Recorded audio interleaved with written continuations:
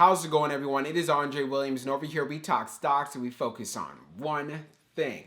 Always protect your profits. And today we're going to be talking about Mullen, which did not do too bad whatsoever considering we had a strong sell-off inside of the market. It did have a solid catalyst. We had a strong spike inside of the pre-market, but of course, due to weakness that we saw, the stock ended up pulling back. But one thing I want to be clear about is get you guys prepared in regards to going into tomorrow and as well as for next week. So I won't waste any more time. Let's jump into the agenda. If you're new to this channel, I just want to let you know we have timestamps down below inside the description.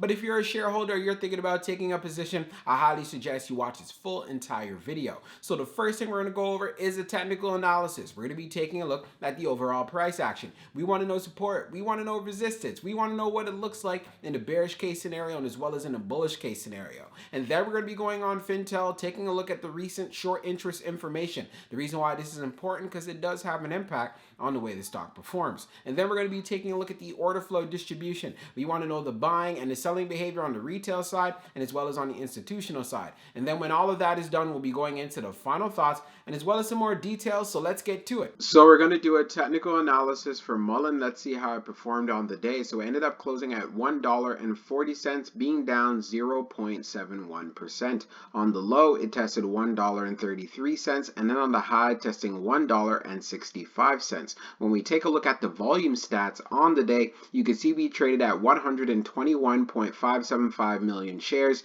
and the average volume over 10 trading days is at 87.339 million shares. So we had above average volume on the day, but we've seen that we had a slight pullback in the stock. Now, when we take a look at our chart, which is a daily chart, you can see from the RSI down below, it is at 34.42. And then when we take a look at our moving averages here on the chart, we are below the 200-day, the 100-day, the 21-day EMA, and as well as the 50-day. So it is clear to see that Mullen is in a bear market, trading below all of our major moving averages. And we also did have a strong sell-off inside of the market. We found support at $1.33. You remember when I was talking about $1.35? Again, we're hanging in that area. If we continue to see weakness going into tomorrow, then we can see Mullen doing a possible pullback to see if it could hold up support right here around $1.21.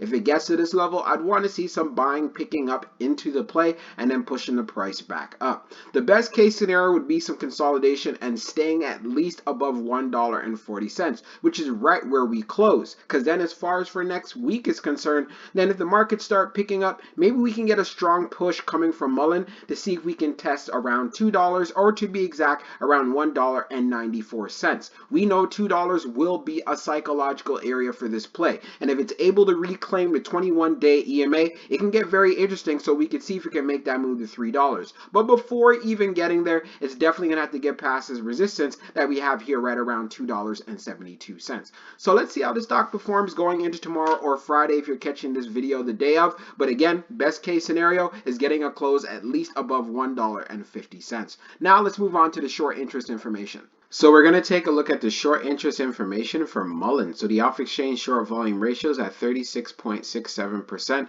and then for the off-exchange short volume, it is just over 22.07 million shares. Scrolling down further on the page, the short shares availability is at 550,000, updated 23 minutes ago, and then for the short borrow fee rate, it is at 31.88%. The max on the day was at 34.07%. Taking a look at the history of the short volume, we could see for the 19th close, it was at 41.63, and then for the 20th close, being at 36.67. So that is a significant decrease right there. It'll be very interesting to see what the numbers will be later on in the evening. But one thing that is clear, Mullen does have short squeeze potential, especially with the short interest percentage of the float being at 15.49%. Now let's take a look at the order flow distribution. For Mullen. So we see on the inflow it's at 35.22 million, and then on the outflow being at 30 million. So we ended up having an inflow day. Taking a look at the breakdown, on the large it was 8.61 million, on the medium it was 20.58 million, and then on the small it was 6.03 million. Taking a look at the outflow side, on the large it was 11.24 million, on the medium it was 14.66 million, and then on the small it was 14.10 million. Taking a look at the large scale orders in the last 5 days, you could see for April the 21st, which is today, we had that outflow flow of negative 2.63 million. Analyzing the numbers even further for the small scale orders that tend to represent the retail side, we had more buying than we had selling. And then when we take a look at what happened on the medium, we had more buying than we had selling. And then when we take a look at the large, which represents whales, institutions, and funds, we had more selling than we had buying. And then when we take a look at the turnover ratio, it was at 51.13%. No surprises there. We know that Mullen is a volatile stock. And with the press release that came out, of course, we had a good amount of selling that came with it. Because like I've said in previous videos, the moment this stock has some sort of a spike, you will have some selling. And then compounding the weakness we saw inside of the markets, it wasn't surprising why it lost a lot of its gains. So let's go into the final thoughts and we'll go over some more details as well. So for my final thoughts for Mullen, before we get started, let's go over the recent press release that came out today. So we have Mullen Automotive shares rise 7% after EV battery testing begins in Indiana. Mullen Automotive shares were up 7% to $1.51 after the company said it has begun a solid-state polymer battery testing with the Battery Innovation Center in Indiana. The electric vehicle maker said that BIC is focused on the rapid development, testing, and commercialization of safe, reliable, and lightweight energy storage systems for defense and commercial customers. BIC is a collaborative initiative designed to incorporate leadership from renowned universities, government agencies, and commercial enterprises. The Battery Innovation Center will perform tests on Mullen's solid-state polymer battery, testing to determine the effective capacity of a test unit using very repeatable, standardized conditions, and to determine the sustained discharge power capability of the battery at 2/3 of its off-vehicle charging at each of its various depths of charge. So this is definitely some great news from Mullen. If you remember what the CEO was saying, he said that, you know what, there's going to be a lot of press releases, there's going to be a lot of updates in regards to April, and that's what we have been getting.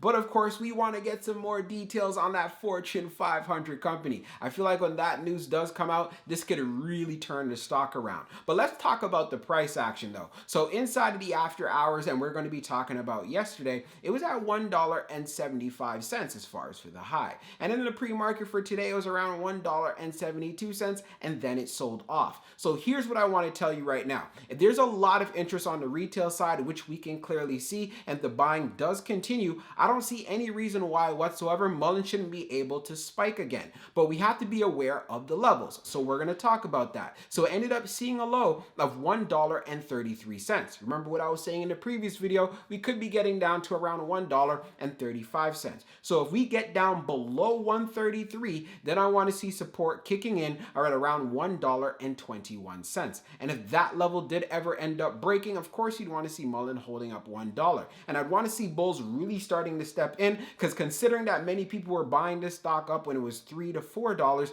it does look very interesting in regards to a play. And we might see that people might be looking to average down, or if we end up getting a spike actually before it actually gets down to that level, then that's where I would say, you know what, there could be a good amount of selling, but above average volume and buying pressure could easily fix that. Also, when we went on Fintel, taking a look at the short interest information, it does continue to have short squeeze potential. So that's why you want to make sure you keep this play on your watch list. And if you are going to be jumping into it, make sure that you have a strategy. Use the right risk management. Have a stop loss in place if you're looking to swing it. But if you're a long-term investor, of course, you want to be loading up on those dips because you have high conviction. We also can't ignore the fact as far as Jerome Powell, that was part of the reasons why the market actually pulled back the way it did. So he was having a meeting and then he said, yeah, you know what, as far as a rate hike around 50 basis points, that is on the table. So when it comes to companies who were not consistently profitable as of yet, especially the growth stocks, they're going to have a hard time in these market conditions. So knowing that Mullen is a speculative play,